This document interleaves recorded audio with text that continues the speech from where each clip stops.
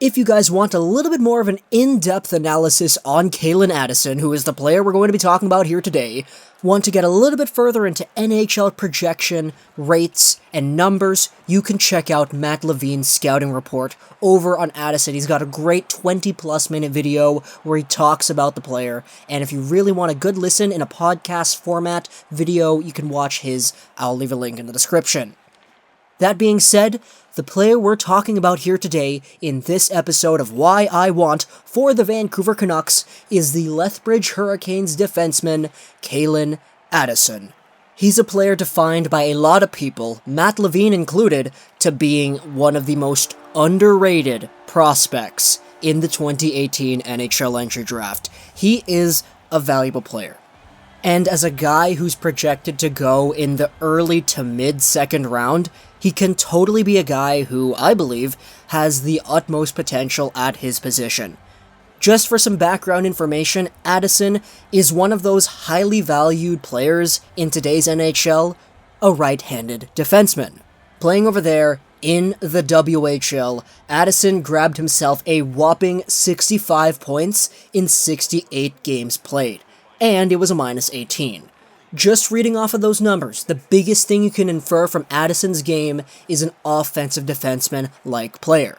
Interestingly enough, Addison has been compared a lot to Ty Smith, who was taken just one spot ahead of Addison in the 2015 WHL draft.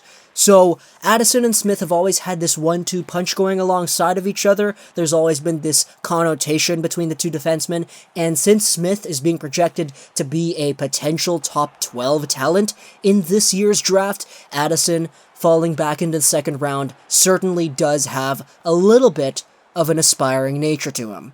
But Legorox, you said that he's projected to go into second round, and he was just under a point per game with 68 games played in the dub. As a right-handed defenseman? What? Why is he projected to go in the second round? Well, it's because he's 5'10". He's 5'10", 180 pounds, so he's not necessarily the biggest guy, and that's very much something that we're seeing in this year's draft. Guys who are small on the defensive side of things, but obviously, guys like Boakfist and Hughes are being projected to go much earlier than Calen Addison here at the second round point. So, obviously, you gotta take a look at the league. The WHL, obviously a much higher scoring league with not as good of a competition base as the NCAA or the Super Elite over in Sweden. So obviously, there's a little bit of a talent gap in between these ranges, and that's kind of where the proposed discrepancy is between guys like Addison, Boakfist, and Hughes. But of course, there's also another layer to this, because Ty Smith, who's also playing the WHL, who's basically Addison's reflected mutual throughout this whole development through the WHL system, he's getting projected to go in the top 12. Why exactly is Addison dropping himself? Well, the biggest point is here, Addison's 65 points were primarily composed of assists. He grabbed himself 11 goals, which is 2 more goals than he grabbed last season when he played 63 games in 16-17, notched himself 33 points and 9 goals. So coming over from last season, he increased his production in this season by 2 goals and 30 more assists, which the majority of those assists came on the power play, which is not too surprising considering the Lethbridge Hurricanes' #1 point scorer, Jordy Bellerive, grabbed himself 92 points and 46 goals. You can bet that a lot of those goals scored on the power play were assisted by Calen Addison. To put things even more into perspective, in Calen Addison's 16-17 season, wherein he notched those 33 points, 21 of those points were even strength points. This season, with his whopping 65 points, only 28 of them were regular 5-on-5 points, which means that he was being utilized very heavily on the power play by the Lethbridge Hurricanes this season, and his production is very understandable. Despite the fact that the Hurricanes scored 40 less goals this season than they did in 2016-17, Addison still found a way to get things done on the power play this season, and I think this is kind of a contributing factor as to why he's dropping a little bit in the draft rankings compared to Ty Smith. It's because of the questionable circumstances of his apparently inflated production due to a very good power play and a very good top Lethbridge Hurricanes point scorer. Obviously, if Calen Addison didn't get any power play points and he remained only at 28 points in 68 games played, his draft stock wouldn't nearly be as high as a second-round pick considering he plays in the WHL. But still, there are a lot of aspects to Addison's game that are really strong, and obviously they're mostly offensive. In regards to his differences between even strength and power play, however, it's been reported by some that his even strength play is a little bit more circumspect. He takes a little bit more time making decisions and he isn't as willing to take risks as he is on the power play, considering more space on the power play. But in regards to his offensive talent, there definitely is a solid foundation and skill set present within Addison's game. His edge work and skating is quick, pristine, and he's described as somebody who's able to do whatever he wants with his feet. His skating is certainly not a setback, in the same way that it could be a setback for other guys like Evan Bouchard. On top of that, Addison's puck skills are tremendous in regards to what he's able to do with his stick and his puck. The relationship between his stick and the puck is something of that we don't see with most NHL projected defensemen. Every single puck-handling maneuver you could do with a stick, Addison excels at. He can deke his way through guys. His stick handling is incredible. His shot and quick passes are both insurmountably impressive as well. Many plays that he's done throughout the WHL this season have been catalyzed by his really quick snapshot and/or slap shot and/or a really quick pass over to an open teammate. He's got excellent vision on top of this as well. He's another one of those guys who's totally capable of seeing the ice and taking a look and seeing where the players are that he needs to get the puck over to.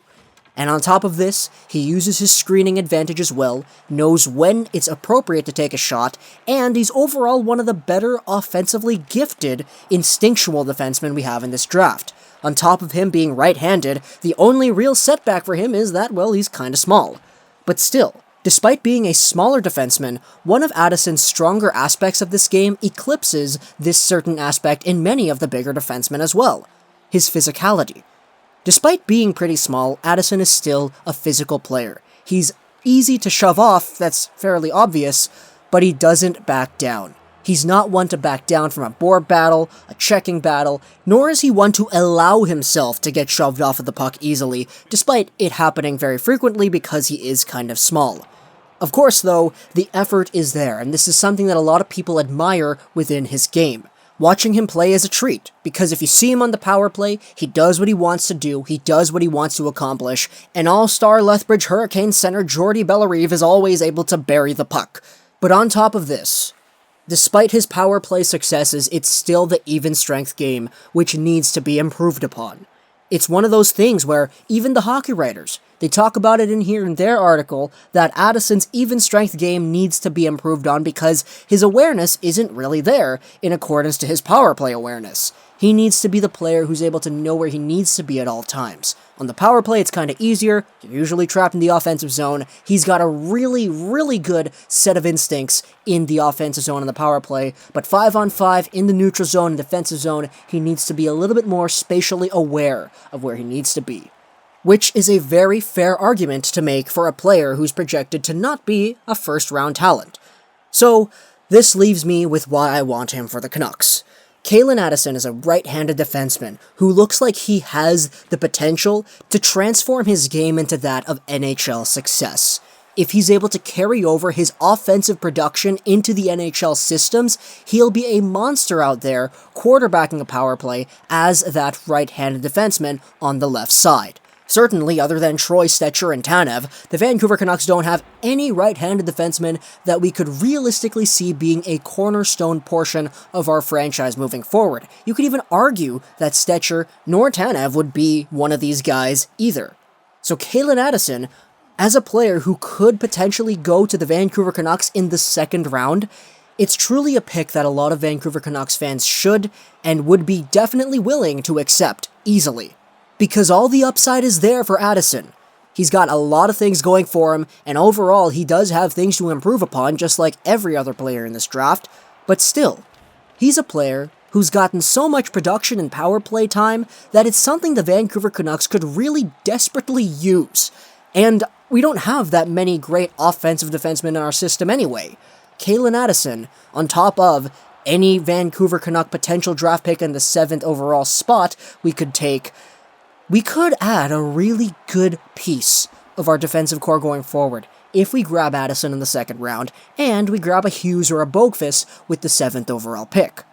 We could go from a very weak defensive prospect pool to a pretty darn good one over the course of 24 hours if we play our cards right. So this is why I want Calen Addison for the Vancouver Canucks.